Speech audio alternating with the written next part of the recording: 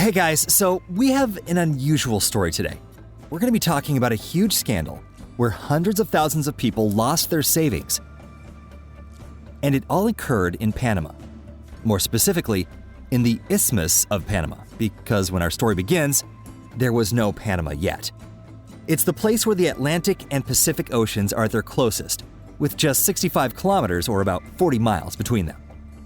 So the idea of digging a canal through the spot occurred to a Portuguese explorer named Antonio Galvão back in 1550. This idea persisted after him in the heads of many entrepreneurs and enthusiasts, to no surprise. Sailing around the southern tip of South America, Cape Horn, was both long and dangerous. Now the problem was that the Isthmus of Panama belonged to Colombia. This Latin American republic appeared back in the early 19th century, and the Colombian government absolutely refused to allow Americans and Europeans into its country. The famous and wealthy French aristocrat Ferdinand de Lesseps was able to breach the Colombian wall. The Lesseps family served kings over several centuries by giving the world several generals and diplomats. Ferdinand de Lesseps personally was praised for building the Grand Suez Canal. It was a huge deal of worldwide importance. Now people could sail through the canal into the Red Sea, into the Indian Ocean, and not around all of Africa.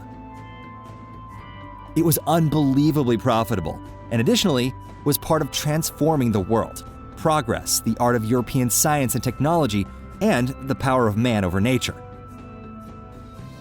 The Suez Canal is 168 kilometers long and paid for itself in just 5 years after completion. This is unheard of today. Now in 1875, the aristocrat had a new idea: the Panama Canal. The Colombian Congress couldn't deny such a man. So in 1878, Lesseps called an international geographical meeting in Paris to discuss various canal designs. Some wanted to build an underground tunnel. Others thought a railroad to carry ships across the land was better.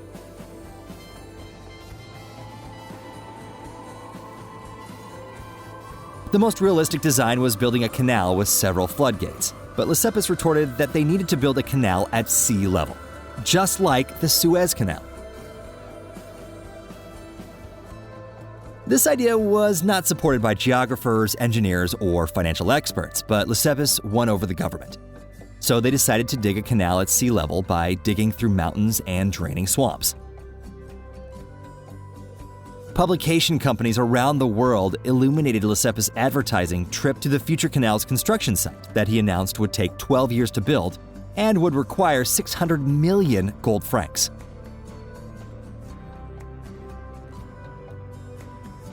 After this, it was easy for the company to found a General Interocean Canal Company. It was a shareholders' company where anyone could participate. And it sold 600,000 shares at a price of 1,000 gold francs. Lesseps' reputation and analogical success in Egypt was enough for the shares to be bought in France and neighboring European countries like hotcakes. It quickly became clear that the Central American jungle was nothing like the ideal Middle Eastern desert.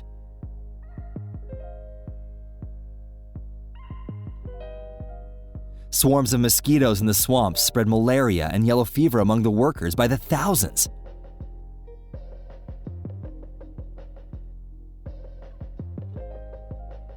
The rivers flooded, sweeping away structures and machines. Other machines broke down in the humid climate. And a trench 55 meters deep and 90 meters wide needed to be dug in the Culebra mountain group. But the forces of nature paled in comparison to the main danger: the fantastical, unbelievable theft of the people at the top. One of them was named Cornelius Herz, who began as a modest medical swindler in the USA. Now, Hearst treated everything with electric shock therapy. And the outcomes are easy to predict, even without knowing the specifics. Soon, Cornelius Herz fled to Europe because he was under investigation in his homeland. However, Herz took a lot with him. This is seen in how he began supporting politicians, including the future Prime Minister of France, Georges Clemenceau, and half of the parliament, touting them in his newspaper and giving money to election companies. Cornelius Herz played one of the central roles in the expansion of financial sources for the Panama Canal Company almost from the beginning. It's clear that Ferdinand de Lesseps didn't object when savvy Herz was recommended by the Prime Minister himself. He wasn't alone, though. Other swindlers worked alongside Herz. They organized a bewildering amount of theft during the Panama Canal construction. You could have become a millionaire in just one false report. And if you believe the documentation, the expenses could have paid for at least 3 canals. Additionally, the workers' salaries constantly decreased.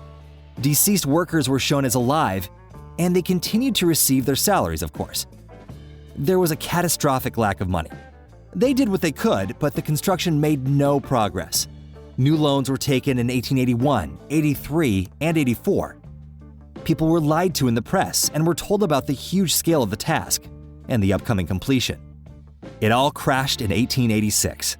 It had become clear that since 1881, less than 1/6 of the canal was completed, and 1,400 million gold francs were invested, which at today's exchange rate would be over 4 billion USD. The international campaign to build an interocean Panama Canal shares collapsed. In 1887, it finally was clear that building a canal at sea level was impossible to even try. Lesseps went to the engineer Alexander Gustave Eiffel, who just finished building his famous tower, and asked the architect to design a floodgate-style canal design, just like the one he previously refused.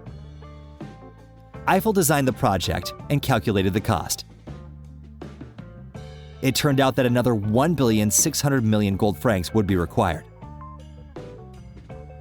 Clever Herz had already begun launching a new scheme to gather funds by buying officials and politicians, but was too late.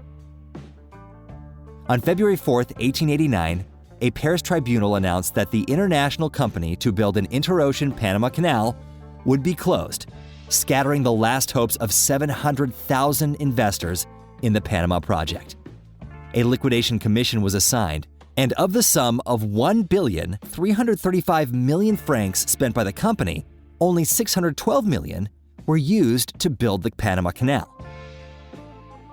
The rest of the money was taken by the financial leaders of the project and went to bribes of large publication houses, to officials and politicians who covered up the project's lack of movement, to bankers, and more. The financial and political scandal was enormous. It led to a political crisis and the fall of France's government. 510 politicians were found guilty of corruption, and the government shut down. Clemenceau's political career turned out to be hopelessly wasted. The fate of the swindlers varied. Some were sent to prison, others like Herz fled to a welcoming Britain. The buzz lasted for several years. The tribunal found financial swindlers, as well as Ferdinand de Lesseps, his son Charles, and even the engineer Eiffel guilty. He did mislead people. However, he didn't spend any time in prison. Amnesty prevailed, and the national hero Eiffel was pardoned, and punishing Ferdinand de Lesseps turned out to be absolutely impossible. He became senile. The famous old man was released. All of the investors, most of which were just normal citizens, were unlucky for investing their savings in the failed project. Now, the Panama Canal was finished by the US government that learned from all its predecessors' mistakes. Additionally, in 1903, it helped develop the new Panama government. The Panama Canal was controlled by the US until 1999, when it was transferred to the Panama government.